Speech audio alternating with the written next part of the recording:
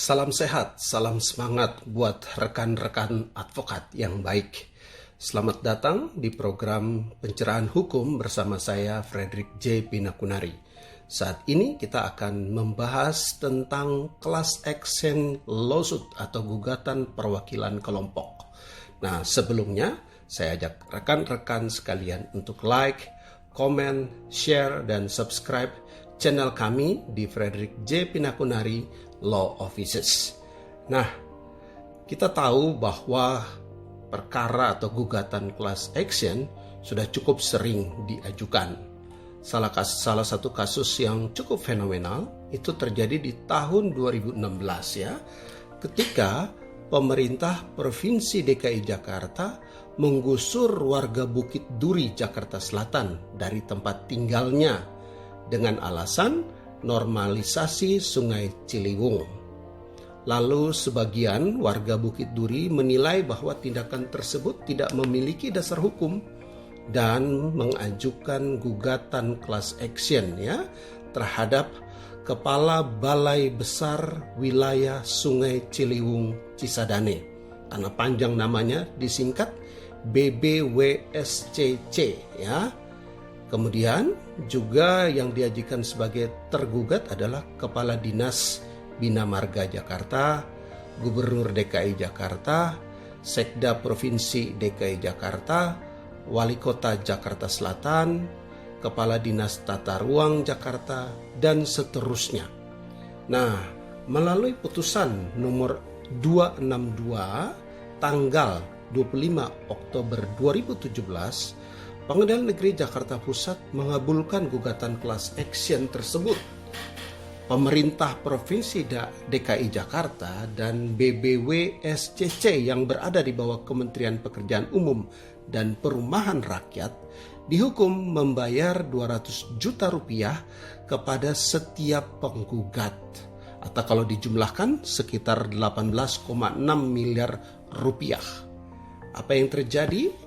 Tergugat dalam hal ini BBWSCC kemudian ajukan banding dan kembali kalah di tingkat banding. Majelis Hakim di tingkat banding melalui putusan nomor 192/PDT 2018/PT.DKI menguatkan putusan Pengadilan Negeri Jakarta Pusat. BBWSC kemudian mengajukan kasasi dan Mahkamah Agung mengabulkan kasasi tersebut. Menurut MA, Pengadilan Negeri dan Pengadilan Tinggi telah keliru dalam menangani gugatan class action tersebut. Dengan pertimbangan tersebut, Mahkamah Agung membatalkan putusan Pengadilan Negeri dan Pengadilan Tinggi. Jadi kalau kita lihat dari uraian di atas, ketika mengajukan gugatan class action, penggugat harus sangat berhati-hati karena gugatan class action memiliki prosedur yang sedikit berbeda dengan gugatan perdata biasa. Nah, rekan-rekan advokat yang baik, gugatan class action sebenarnya gugatan yang dikenal dalam sistem common law. Namun sekarang ini gugatan class action juga sudah dikenal dan dipergunakan dalam sistem civil law. Di Indonesia sendiri, gugatan class action diatur dalam Peraturan Mahkamah Agung nomor 1 tahun 2002 tentang acara gugatan perwakilan kelompok, yaitu Perma 1 tahun 2002. Beberapa undang-undang juga telah mengadopsi class action ya, seperti Undang-Undang Perlindungan Konsumen dan Undang-Undang Perlindungan dan Pengelolaan Lingkungan Hidup. Jadi gugatan perwakilan kelompok atau class action ini diajukan dalam hal gugatan yang akan diajukan oleh banyak orang, sehingga akan menjadi tidak efektif dan tidak efisien kalau gugatan diajukan secara sendiri-sendiri atau terpisah. Nah, gugatan class action juga diajukan ketika terdapat kesamaan fakta atau peristiwa atau kesamaan dasar hukum yang digunakan yang bersifat substansial, serta terdapat kesamaan jenis tuntutan di antara wakil kelompok dengan anggota kelompoknya. Nah, Di sini kita tahu ya bahwa wakil kelompok adalah mereka-mereka beberapa orang atau satu orang yang ditunjuk untuk mewakili orang yang banyak itu ya. Yang banyak itu disebut anggota kelompok. Wakil mereka itu yang mewakili mereka itu disebut wakil kelompok. Nah, wakil kelompok ini bisa saja satu orang atau lebih dan harus ada syarat-syaratnya ternyata untuk menjadi wakil kelompok. Syaratnya antara lain harus memiliki kejujuran dan kesungguhan untuk melindungi kepentingan anggota kelompok yang diwakilinya. Dan wakil kelompok tidak dipersyaratkan untuk memperoleh surat kuasa khusus dari anggota kelompok. Hal ini tentu dilakukan mengingat kalau wakil kelompok perlu mendapatkan surat kuasa, maka itu ada begitu banyak ratusan atau ribuan orang yang harus kasih surat kuasa dan itu rasanya tidak efektif. Karena itu peraturan memperbolehkan bahwa wakil kelompok itu tidak wajib mendapatkan surat kuasa dari anggota kelompok. Nah, gugatan class action memiliki beberapa manfaat seperti proses berperkara menjadi lebih efektif dan ekonomis serta mencegah timbulnya putusan yang inkonsisten atau tidak sama terhadap satu perkara yang sama. Nah, berdasarkan ketentuan pasal 3/1 tahun 2002, gugatan class action yang diajukan oleh penggugat harus memenuhi formalitas gugatan sebagaimana diatur dalam undang-undang yang berlaku dalam hukum perdata. Nah, gugatan perwakilan kelompok harus berisi 6 elemen sebagai berikut. Nah, ini kita harus perhatikan nih kalau mengajukan gugatan class action. Pertama, identitas lengkap dan jelas wakil kelompok. Orang-orang yang ditunjuk dipilih menjadi wakil kelompok itu identitas lengkap dan jelas harus disebutkan. Yang kedua, definisi kelompok secara rinci dan spesifik walaupun tanpa menyebutkan nama anggota kelompok satu persatu.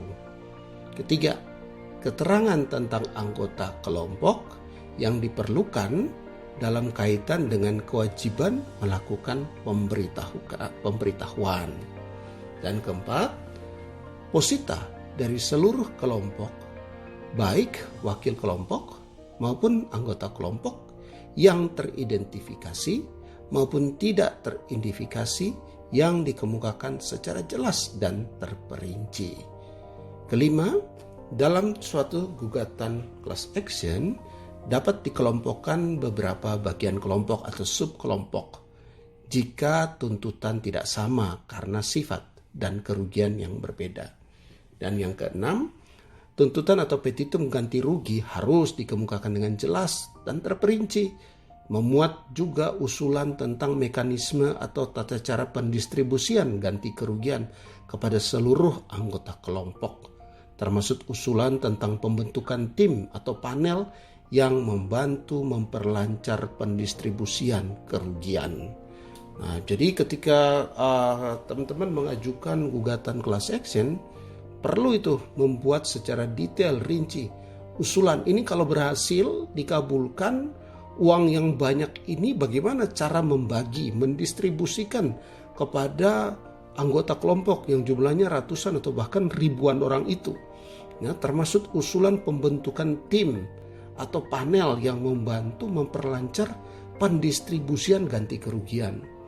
Ya, kita bayangkan misalnya dalam kasus-kasus tertentu yang merasa rugi itu ada ribuan orang, kasus pencemaran lingkungan misalnya, atau kasus apapun itu yang diperkirakan ribuan orang mengalami kerugian. Maka ketika menggugat class action, penggugat harus membuat secara detail tentang ganti ruginya dan juga mekanisme gimana cara bagi, cara distribusi kalau pengadilan kabulkan gugatan itu. Nah, jadi itu ada pekerjaan yang cukup penting dan serius harus disiapkan ketika orang mau mengajukan gugatan class action. Nah, hakim itu diwajibkan untuk memeriksa dan mempertimbangkan kriteria gugatan class action di awal proses persidangan. Jadi dari awal pun hakim juga harus menilai mengenai kriteria gugatan itu. Apabila hakim menilai bahwa gugatan class action itu sah, maka hakim harus menuangkan dalam penetapan pengadilan. Ya, setelah penetapan pengadilan, hakim memerintahkan penggugat untuk mengajukan model pemberitahuan untuk mendapatkan persetujuan hakim. Ya, jadi hakim bikin dulu penetapan pengadilan bahwa gugatan ini memenuhi kriteria dari sebuah gugatan class action. Dan setelah itu hakim juga perintahkan penggugat untuk ajukan usulan model pemberitahuan. Ya, model pemberitahuan ini harus disetujui dulu oleh hakim. Nah, tapi kalau hakim memutuskan bahwa gugatan tersebut tidak masuk dalam kriteria gugatan class action, maka pemeriksaan gugatan itu dihentikan dengan putusan, ya, bukan penetapan tapi putusan, yang berarti hakim tidak akan memeriksa pokok perkara. Nah, hal berikut yang kita perlu perhatikan adalah pemberitahuan. Nah, pemberitahuan ini tidak dikenal dalam gugatan perdata biasa. Namun dalam gugatan class action, pemberitahuan wajib diberikan oleh penggugat atau wakil kelompok kepada anggota kelompok. Jadi mereka-mereka yang menjadi wakil kelompok itu harus memberitahukan kepada anggota kelompok yang ratusan atau ribuan orang itu, harus mereka diberitahukan. Kapan sih pemberitahuan itu harus dilakukan? Nah, itu dilakukan pada tahap-tahap berikut. Pertama, segera setelah hakim memutuskan bahwa pengajuan tata cara gugatan class action dinyatakan sah. Jadi, kalau hakim sudah keluarkan penetapan bahwa pengajuan tata cara gugatan perwakilan kelompok atau class action sudah sah, di situ maka perwakilan kelompok itu memberitahukan kepada anggota kelompok. Yang kedua adalah pada tahap penyelesaian dan pendistribusian ganti rugi ketika gugatan dikabulkan. Nah, jadi harus ada pemberitahuan dari wakil kelompok kepada anggota kelompok ketika penyelesaian gugatan dikabulkan, ada award ganti rugi yang diberikan, maka mereka harus memberitahukan kepada anggota kelompok. Lalu ada yang bertanya, terus gimana memberitahukan ratusan orang atau ribuan orang itu? Nah, pemberitahuan itu dapat dilakukan melalui media cetak atau media elektronik. Bisa juga di kantor-kantor pemerintah seperti di kecamatan, kelurahan, kantor desa, di pengadilan, atau secara langsung kepada anggota kelompok yang bersangkutan. Selama model pemberitahuan disetujui oleh hakim. Jadi tidak sembarangan juga pemberitahuan ini bisa dilakukan. Harus ada usulan model pemberitahuan yang seperti apa yang kemudian disetujui oleh hakim dulu, baru itu bisa dilaksanakan. Nah, dalam hal pemberitahuan dilakukan setelah hakim memutus gugatan perwakilan kelompok itu sah, maka anggota kelompok memiliki kesempatan untuk keluar dari keanggotaan kelompok dalam jangka waktu yang ditentukan hakim. Jadi masyarakat banyak yang dalam hal ini adalah anggota kelompok itu juga punya hak untuk ikut atau tidak mau ikut dalam gugatan tersebut. Apabila anggota kelompok itu memilih tidak ikut atau keluar, akibat hukumnya anggota kelompok itu tidak terikat dengan putusan gugatan class action tersebut. Nah, pernyataan keluar tersebut dibuat tertulis dan ditandatangani oleh anggota kelompok. Mungkin ada yang tanya lah, terus anggota kelompoknya gimana sih membuat format pernyataan keluar itu dari mana? Nah, itu ada format dari pernyataan keluar tersebut. Itu bisa dilihat di lampiran Perma 1 tahun 2002. Jadi Mahkamah Agung itu udah antisipasi.